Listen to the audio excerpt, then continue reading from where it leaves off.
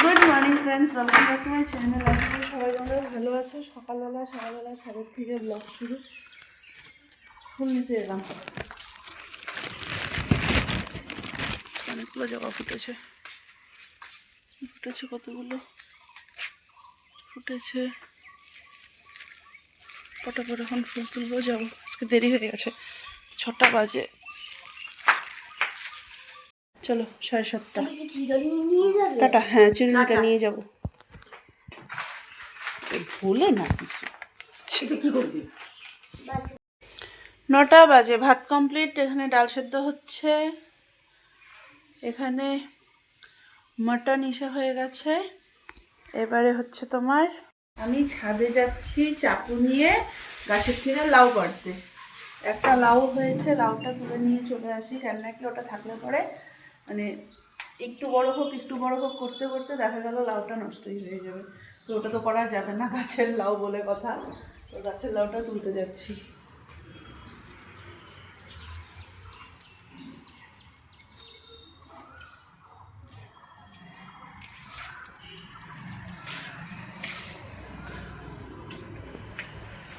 এই আমার লাউ গাছ, আর এই যে আমার লাউ হয়েছে, দেখো।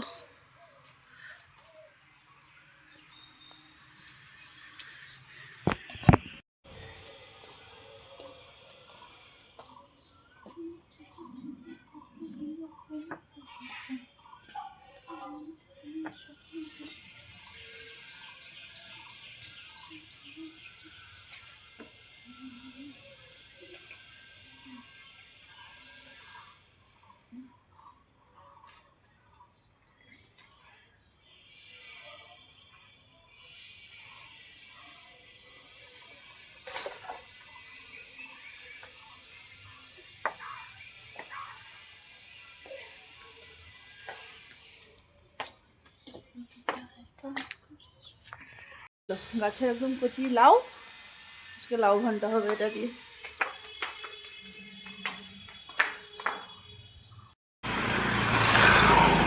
দুপুরবেলায় বেরোলাম, আমার স্টেশন রোডে একটু কাজ আছে, আর 12টা বাজে। একবারে স্টেশন রোডের কাজ করে একবারে মামাকে নিয়ে তারপরে বাড়ি আসবো। পুরো রোদ উঠেছে। বাই করেছো? ম্যাম এসেছিল পড়াতে ওকে। আজকে বাবা আসছে তাড়াতাড়ি। আগে দেখতে সুন্দর ছিল কিন্তু এখন দৌড়াতে না, এখন দাও না এগুলো। না, এগুলো তো ম্যাজিক করা যাবে না। তরকারিটা কি ঝোল ঝোল করবো নাকি হচ্ছে ভাজা ভাজা, মানে গামাখা নাকি ভাজা?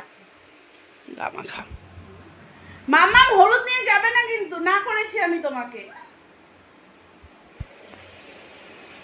আমি তোমাকে না করেছি হলুদ নিয়ে খেলতে, না।